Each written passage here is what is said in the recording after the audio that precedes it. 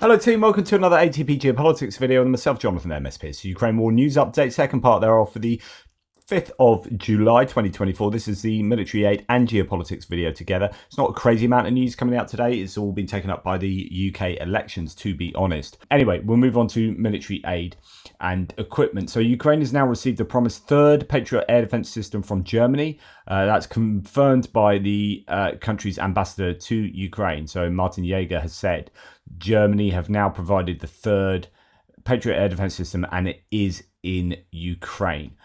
Good stuff there. Now, German aid to Ukraine corrects the claims from yesterday. So basically, there was this claim from Julian Rutger, the Bild, which is a German tabloid newspaper journalist, who said that the Germans had given some more equipment to Ukraine, and that was all great. And look, here's all the stuff. But he was like, German aid to Ukraine. It's like, what's going on here? Because actually, this is not what had happened. This is not what has been delivered. Ropke can't read the list, said German aid to Ukraine. The update he posted is 3 weeks old, not from yesterday. But he also said that actually there were multiple German journalists yesterday either writing articles or tweeting about this update as if it were new.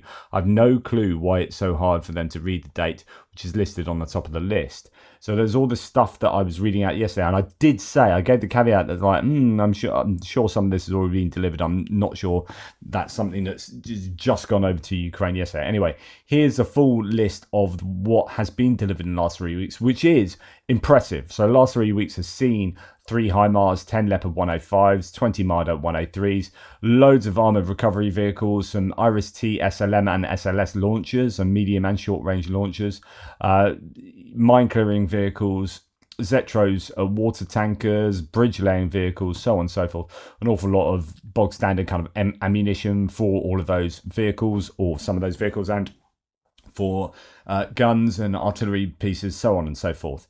And then pledged as some precision rifles, so sniper rifles, and 1.8 million rounds of firearm ammunition. So yeah, not what has just been delivered, but what has been delivered over the last 3 weeks. Still incredibly impressive, but nothing particularly new. So it's a bit of a correction there. Okay, I did report on this, but there's some pictures coming out. This breaking National Guard of Ukraine has received a batch of the latest Novator 2 vehicles. So these are indigenously made, Ukrainian-made vehicles. After nearly a year of testing, serial production of these specialized armor vehicles has begun.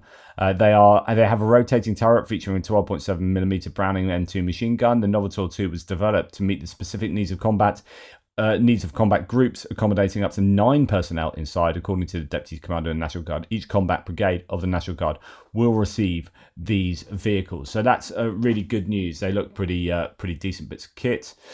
Latvia will hand over another batch of drones to Ukraine in July, more than 2,500 combat drones worth 4 million euros. This was reported by the press service of the MOD of Latvia. The first batch of 300 of them will be delivered in the coming days. So excellent news, because Ukraine is also themselves producing supposedly 3,000 drones a day. Up to that's FPV drones by all accounts. So other drones on top of that are really churning out a lot of drone equipment. Now, the Lithuanian Defence Ministry has announced an urgent purchase of drones worth 36 million euros. The drones will be supplied to the Latvian company Edge Autonomy, and Estonian manufacturer 3 Systems. An agreement for the supply of micro quadcopters was also signed by the company UAB DevTools. The ministry noted that the vast majority of drones will be delivered this autumn, with the rest to be delivered in early 2025 to one would presume to Ukraine.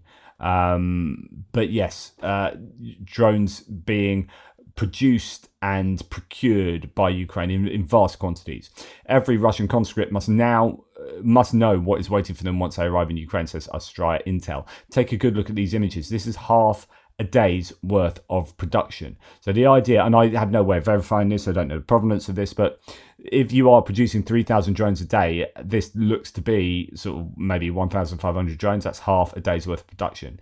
And these are going to the front line and being used. One would presume every single day, all of these are being used right across the front line. It's a huge front line, and they're sending up huge amounts of these every day. I mean, any given drone pilot might be, when I was watching that video on Darwin, I'm sure he said that he had 40 drones to use in that. So that's one guy and his team, but one pilot flying 40 drones a day. So actually 1,500 drones looks like a lot, and 3,000 sounds like a lot, and it is a lot, but you can absolutely chomp through those drones really quickly. Right, new footage of the Ukrainian Navy, very big difference.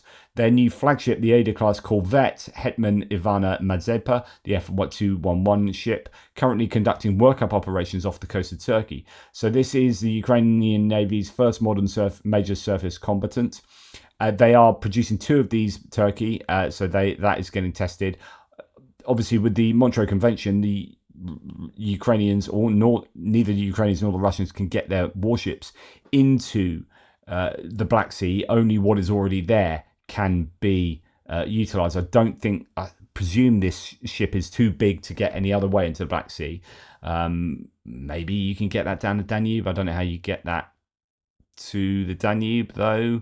I presume that's going to be future-proofing after the end of the war. Now, an upcoming delivery of F-16 fighter jets to Ukraine will challenge Russia's full dominance of the skies over the Black Sea, according to Navy Commander Oleksiy Nezhepapa in Reuters in an interview published yesterday. Quote, F-16s with the right armaments will be able to push away Russian warplanes. The northwestern part of the Black Sea, particularly the corridor for civilian ships, will be almost 100% secure, the Vice Admiral said in the interview. So very interesting. We are hearing that F-16s might well be in Ukraine by the end of this month, end of July. So that would be amazing if that's the case. Although I don't think you'll see them down near the Black Sea initially. They'll be further back to the west in Ukraine. Outgoing NATO chief Jens Stoltenberg says he hopes Ukraine can become a full member of NATO within 10 years. I'm not sure, says Tim White, this will be much comfort for Zelensky on the eve of the next NATO summit in USA. But that's really good news, because you've had talk from even Biden being a bit shy about talking up Ukraine's chances of being in NATO. And you've got Trump and his team definitely not wanting Ukraine or Georgia to be part of NATO. So it's interesting that Stoltenberg is positioning himself against both of those American politicians. Right, moving on to geopolitical topics. Not an awful lot of stuff to talk about. We're going to start with Lord Jabba the Hutt, Toad-in-Chief, Hungarian Prime Minister Viktor Orban. He's arrived in Moscow for a visit, according to Russian media. So, as Tim White says, Hungarian Prime Minister Orban's arrived in Moscow, presumably to report back on to his master Putin about what he found out in Ukraine. Of course, he's just been to Ukraine, visited Ukraine, and now he's shot straight over to Putin and Moscow. It does seem very much like he's running to Russia with news of what he learnt from Ukraine. Anton Gerashchenko said Viktor Orban has met with Putin and called this meeting special, according to media reports. The video. Now, I am fairly sure this has been nowhere. I'm going to have to go and find this, because I'm fairly sure it's been criticised by the EU. Yeah, so this is being met with absolute disdain. So I don't think they've taken over the EU presidency, right? And he's gone straight to Putin.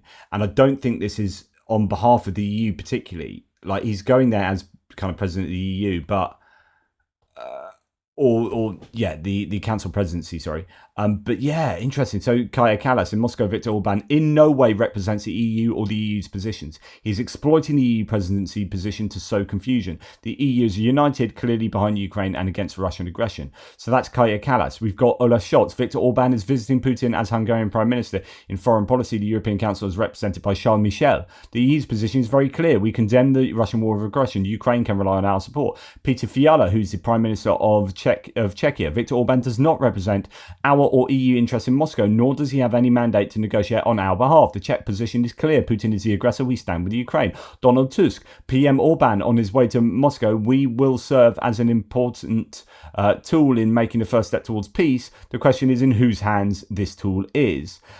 So on and so forth. It's just, he's getting absolutely slammed for doing this by anyone and everyone who is in the EU. Michael Roth here. It's a scandal that Orban is shamefully abusing the EU Council presidency and travelling to Kremlin without mandate. He's undermining the core principles of EU foreign policy. Either the Hungarian government respects its current role in the EU, or it should resign as chair. Wow, that is harsh. And then we have Viktor Orban himself. You cannot make peace from a comfortable armchair in Brussels, even if the rotating EU presidency has no mandate to negotiate on behalf of the EU. We cannot sit back and wait for the war to miraculously end. We will serve as an important tool in making the first step towards peace, and that's what Donald Tusk was taking the mickey out of. This is what our peace mission is about. And of course, this very much looks like complete appeasement. Guy Verhofstadt, prominent Belgium MEP, how can real EU leaders let this happen? Orban can go sit on Putin's knee, but does not speak for Europe. I mean, this is really strong. It's incredible that he's got to go there. Really strong rhetoric against Orban. Yeah, Anne Applebaum, Viktor Orban, whose country holds the rotating presidency of the EU, has gone to Moscow against the wishes of just about every other member state. Presumably, he needs to get his orders from Putin. And Charles Michel, who should be doing that kind of thing instead, but of course doesn't want to go to Russia because that's appeasing the dictator. The EU rotating presidency has no mandate to engage with Russia on behalf of the EU. The European Council is clear. Russia is the aggressor. Ukraine is a victim. No discussions about Ukraine can take place without Ukraine.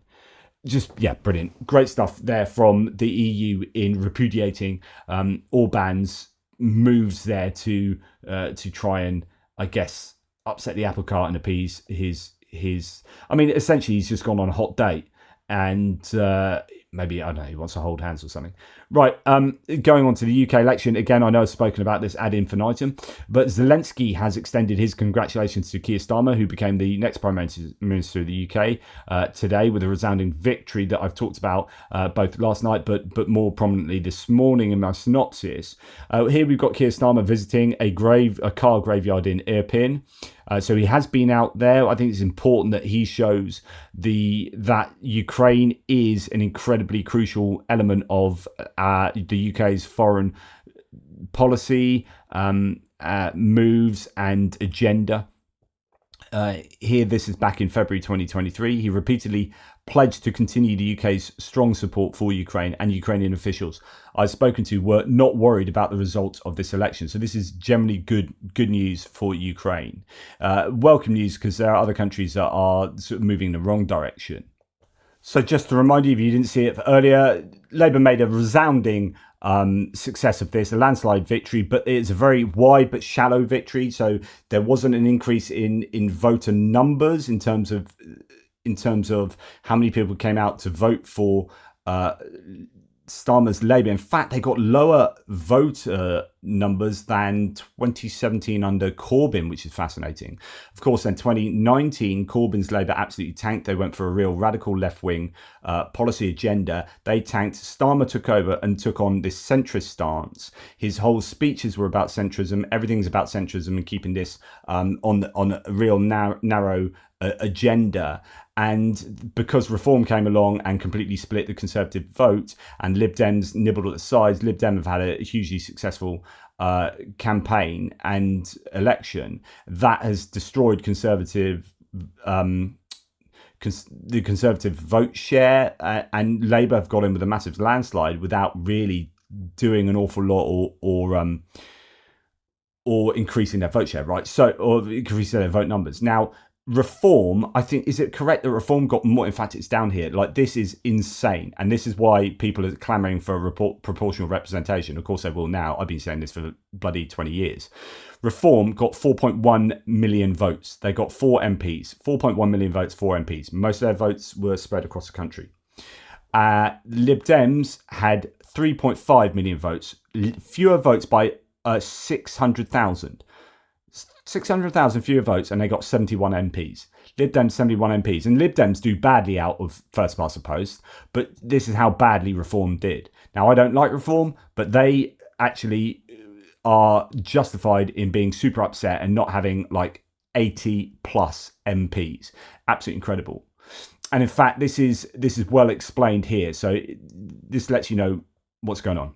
Sophie, thank you very much. 2 seats left to declare. This is what our final forecast looks like. Great night for the new Prime Minister. That is comparable to Tony Blair and the landslide in '97. This is a disaster without precedent. You can go back all the way to 1832. You won't find a result as bad as that. 1923, the last time the Liberal Democrats did as well as this. It's better than Clegg, Paddy Ashdown. The SNP swept away by the Keir Starmer change agenda. And how do you get just 4 seats for 4 million votes and yet 71 seats for 3.5 million? I will show you. And therein is a word of warning for the 2 parties that did well overnight. So Labour, you can see, just up 1% in terms of vote share. That is less than 2017 when Jeremy Corbyn was defeated by the Conservatives, and it's certainly worse than the landslide in 1997. And a similar tale of caution for the Liberal Democrats, flatlining at 13%. So how did they do so well? The simple answer is that they concentrated their vote in those seats where it counted. So where the Conservatives were up against Labour, Labour is up 6%. The Liberal Democrat vote is squeezed. There's your evidence of tactical voting. Conversely, in those seats where Liberal Democrats were best placed to defeat Conservatives, they're up 7, Labour are down 1. And there you see the Reform vote taking big chunks out of the Conservative vote. So it is more... Really, really important. So just to give you the proper understanding of that is that with first past the post, you don't get your national vote share reflected in number of MPs. So what happens is the Liberal Democrats know this, and they've become more and more savvy as the years go by to say, right, we need to take on certain target seats and we're going to hammer that. And if Labour take a step back in campaigning there, because Labour would prefer Lib Dems to be in charge rather than Tories, then Labour take a step back. So in those Liberal Democrat target seats, the Liberal Democrat increased their share by 7% and Labour decreased by 1%. So Labour takes a step back, Liberal Democrats take that seat. Reform are spread everywhere, and they don't get first past the post in enough places, just in 4 constituencies where they did target particularly. It's about being targeted here. So the Lib Dems then didn't really try very hard in places they were never going to win. And so although they picked up lots of votes right across the nation, actually they really concentrated most of their voting in a number of areas, and that returned them 70 seats, and they had fewer votes than Reform, who only returned 4 seats.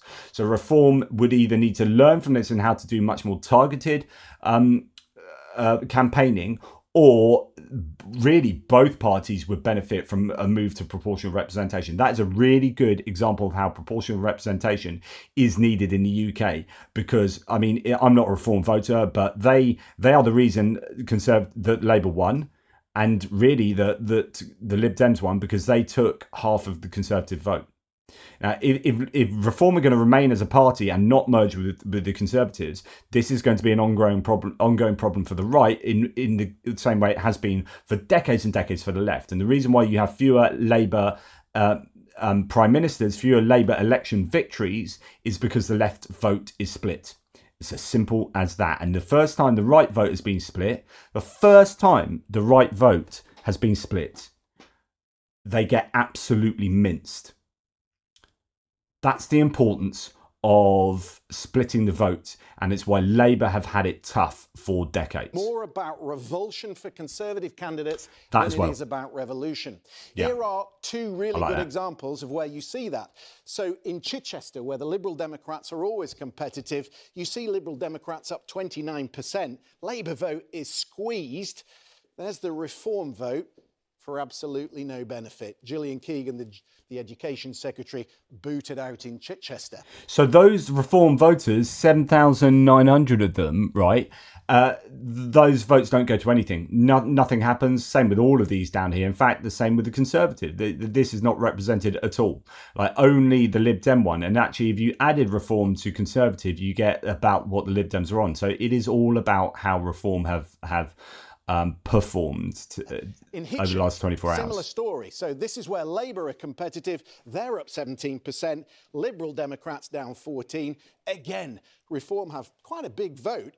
Bima Falami losing, though, because, of course, there's a big chunk there coming out of the Conservative vote. But again, for Reform, no benefit. So where did Reform do well? Simple answer, in those seats where there was a really chunky Leave vote back at the referendum. So Clacton, Brexit. So Brexit Farage, voters they've got won them in Ashfield, the 4 they've got seats. Lee Anderson, in Boston and Skegness, Richard Tice, the deputy leader, and here in Great Yarmouth, Rupert Lowe, former chair of Southampton Football Club, pushing the Conservatives into 3rd place. And that is almost, isn't it, a straight swap from Reform, from the Conservatives to Reform on a swing of 38%. One other thought just to leave you with, there is the 1% increase in Labour's vote share across the country. But so the point is, across the country, they only got 1% extra vote share. And yet they've had this massive landslide. Look at this. In those communities where there is a sizable Muslim minority, Labour down 19%, Independents up 19%. Where Independents were campaigning on Gaza and the Middle East, they did very well, and that is why Labour lost 4 seats to Independents up and down the country. So I thought that's a pretty good synopsis of what was going on there. As you can see, that those are the results. And you can see just down the south, like I talked about earlier, huge orange areas of Lib Dem. And up north in these big urban areas, you've got huge areas of Labour victory, also in London, and also some of these areas actually in the Midlands and just scattered around the place. Just Labour doing very, very well, but through the implosion of the Tory party rather than any particular success of the Labour Party. Now, some perspectives from Conservative MP Jeremy Hunt, and I played you this video earlier. Quote, "We are lucky to live where decisions like this are not made by bombs or bullets, but by thousands of citizens placing crosses in boxes. Brave Ukrainians are dying every day to defend their right to do what we did." Absolutely. And so there's a couple of them, Grant Shapps as well. Jeremy Hunt kept his seat. Grant Shapps as a defence secretary lost his seat, but really big on Ukraine. And Rishi Sunak mentioned Ukraine as well. Couple of other points of note. Labour's overall vote did not increase by much, but distributed with brutal efficiency. So some people saying this is really efficient and very well strategically done by Labour. I think that's probably a little bit charitable. I think Reform just destroyed Conservatives. Pushing votes previously piled up in cities into provinces. With the bulk of seats counted, Labour had collected 43 seats per million votes, up 20 from 2019. So in 2019, they had 20 votes per 1 million, 20 seats, 20 constituencies, 20 successful candidates voted in per 1 million votes. And in this election, that same million votes returned 43 candidates. And again, that speaks, I think, more to the Conservatives imploding. SNP had claimed that winning a majority of Scottish seats would amount to a mandate for independence, its founding purpose. It is now furiously backpedaling, pointing to opinion polls that suggest independence remains popular. So there are thoughts that a second Scottish independence referendum is now being kicked to the long weeds. SNP got tanked. And it's true, it's not that those people don't believe in independence, is that they don't like the way that SNP have been acting over the last couple of years. So it's more to do with like local and national kind of policies outside of the independence thing. So you'll have some independence voters going back to Labour and voting Labour again. And Labour did very well in Scotland. Lib Dem's doing quite well there too. Now, I'm going to do a video on George Galloway. He was one of these people that was running against Labour in one of the seats, expecting to win as an independent, being really strong on Gaza. George Galloway is pro-Russia and pro-Palestine, but it really, like in terms of Russia, it's just completely wrong. I mean, you could argue that his positioning on Palestine is more justifiable than his positioning on Ukraine, which is like totally anti-EU, anti-NATO, pro-Russia. It's just absolutely horrendous.